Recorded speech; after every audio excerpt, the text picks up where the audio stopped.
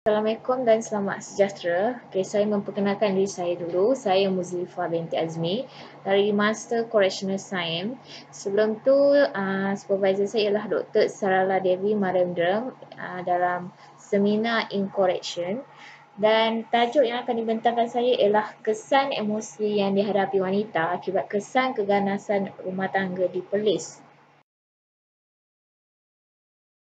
Bagi pengenalan kajian saya ialah kepincangan institusi kekeluargaan dalam kalangan masyarakat Islam semakin meruncing. Statistik kes-kes seperti penceraian, keganasan rumah tangga dan lain-lain yang melibatkan keluarga semakin meningkat. Keganasan rumah tangga boleh berlaku atas beberapa sebab, antaranya tiada keharmonian dan kesefahaman dalam rumah tangga, latar belakang keluarga yang berlainan, masalah ekonomi, cemburu yang melampau terhadap pasangan, masalah mental dan yang pentingnya kurang didikan agama. Secara amnya, wanita masih kurang pengetahuan mengenai haknya di sisi undang-undang.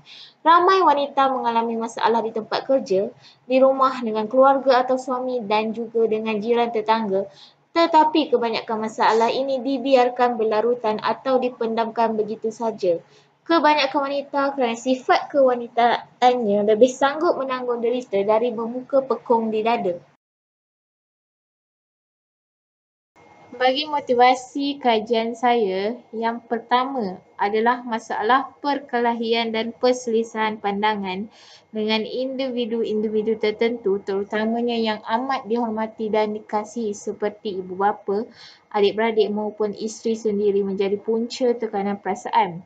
Yang kedua, berharap wanita yang menjadi mangsa keganasan rumah tangga ini perlu tahu untuk mencari jalan penyelesaian agar tidak sentiasa menjadi mangsa jenayah tersebut.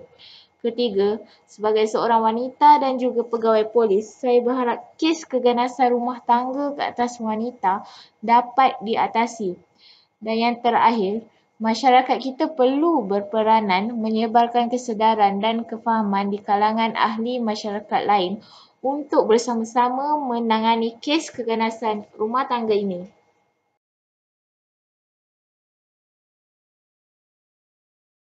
Bagi pernyataan masalah kajian saya yang pertama, masalah keganasan rumah tangga perlu dibendung dari awal kerana boleh meninggalkan kesan negatif dalam institusi kekeluargaan.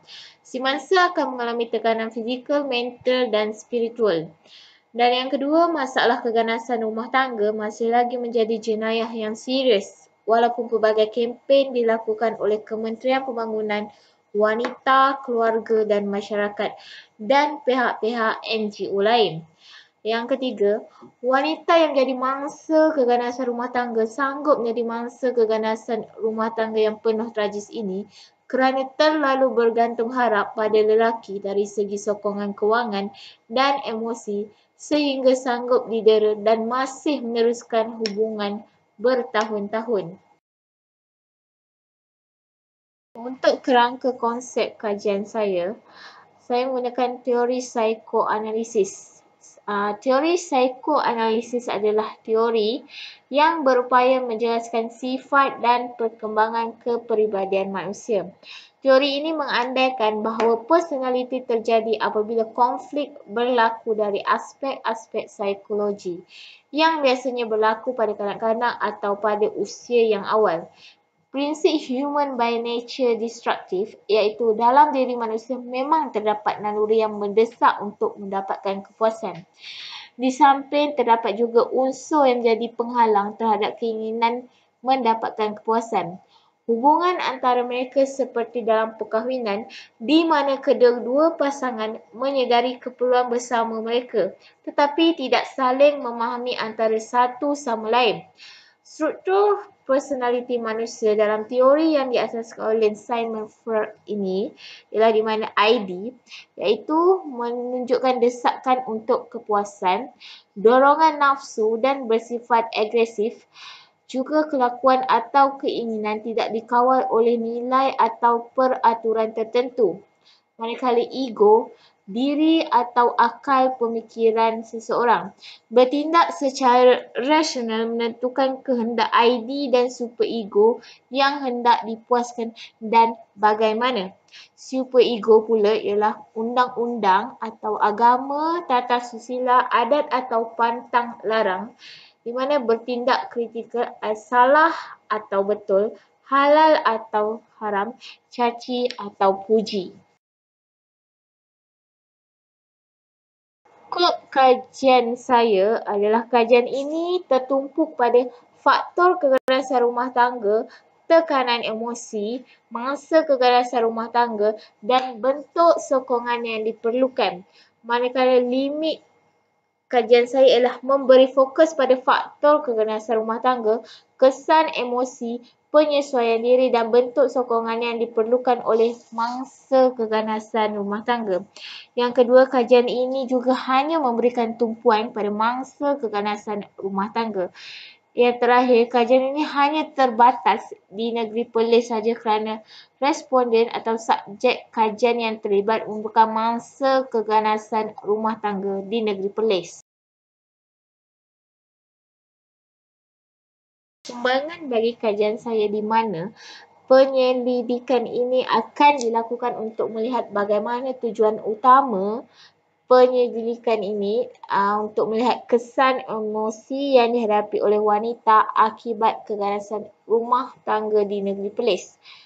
Penyelidikan ini juga akan memfokuskan bagaimana mengurangkan keganasan rumah tangga ke atas wanita. Dan semua ini akan dilihat dalam penyelidikan ini. Bagi kajian literatur di mana kajian saintifik yang dilakukan oleh Nur Fadilah Yahya iaitu kesan emosi yang dihadapi oleh wanita yang bercerai akibat keganasan rumah tangga di mana satu kajian di negeri Johor mendapati mangsa menjelaskan pendedahan tentang kesakitan serta keperitan yang dialami oleh mangsa-mangsa tersebut. Antaranya ialah kecederaan pada anggota badan seperti lebam, luka, patah tulang yang menyebabkan kecacatan kekal dan ada juga yang boleh membawa kematian. Dari segi kesan psikologi atau mental, wanita yang didera oleh pasangan akan mengalami lebih kemurungan, rasa cemas dan ketakutan dibandingkan dengan wanita yang tidak didera. Mereka lebih cenderung untuk mencederakan diri sendiri atau membunuh diri apabila mereka berasa terancam. Pengkaji merasakan bahawa institusi keluarga adalah unit paling asas dan terpenting dalam proses pembentukan masyarakat. Dan yang kedua ialah kajian saintifik yang dilakukan oleh Ali Yunaida dan Fadila Basir pada tahun 2018. Analisis tindakan keganasan suami terhadap isteri dalam rumah tangga di Bandar Palu menyatakan kekerasan rumah tangga yang terselubung sukar dikesan oleh orang luar kerana ia adalah satu kehinaan kepada keluarga. Kajian ini menggunakan kaedah kaji selidik berdasarkan konsep keganasan rumah tangga dengan pendekatan penderaan fizikal, psikologi, seksual dan ekonomi. Secara psikologinya, tindakan keganasan rumah tangga yang dialami adalah perasaan ketakutan, kegelisahan dan kemurungan yang selalu menghantui dia kerana pada bila-bila masa suami boleh mendapatkannya marah dan cedera dengan memukul, menampak atau melempar dengan objek apapun yang dipegangnya.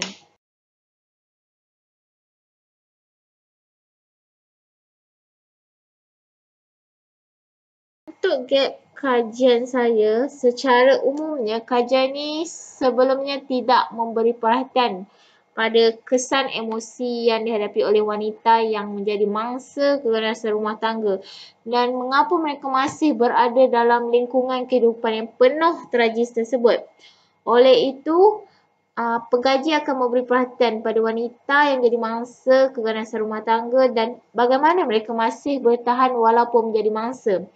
Kajian ini akan dilakukan di dalam negeri Perlis dan akan membincangkan faktor-faktor yang menjadi keganasan rumah tangga dan peranan-peranan pihak yang terlibat dalam menangani masalah keganasan rumah tangga di kalangan wanita. kajian hipotesis ini adalah, adakah terdapat hubungan antara faktor-faktor keganasan rumah tangga? Adakah terdapat hubungan kesan emosi yang dihadapi oleh wanita yang menjadi mangsa keganasan rumah tangga? Adakah terdapat hubungan penyesuaian wanita mangsa keganasan rumah tangga dalam kehidupan seharian mereka? Bagi objektif kajian saya iaitu yang pertama, mengkaji faktor-faktor keganasan rumah tangga, mengkaji kesan emosi yang dihadapi oleh mangsa keganasan rumah tangga, dan yang ketiga, mengkaji bagaimana penyesuaian diri mangsa keganasan rumah tangga dalam kehidupan seharian mereka. Untuk persoalan kajian saya yang pertama, apakah faktor-faktor keganasan rumah tangga di kalangan wanita? Apakah kesan emosi yang dihadapi oleh wanita akibat daripada keganasan rumah tangga? Bagaimanakah wanita mangsa keganasan rumah tangga ini menyesuaikan diri dengan situasi dan keadaan yang dihadapinya? Bagi metodologi kajian saya, yang pertama subjek, iaitu wanita yang menjadi mangsa keganasan rumah tangga di negeri Perlis. Lokasi negeri Perlis menggunakan kaedah kualitatif. Kajian ini berbentuk deskriptif untuk mengenal pasti aspek cara hidup tingkah laku melalui pemerhatian dan temu bual tertumpu pada wanita yang menjadi mangsa keganasan rumah tangga. Bagi penemuan dan analisis di mana kajian ini akan dilakukan dan berharap untuk melihat kesudahan perkara itu secepat mungkin.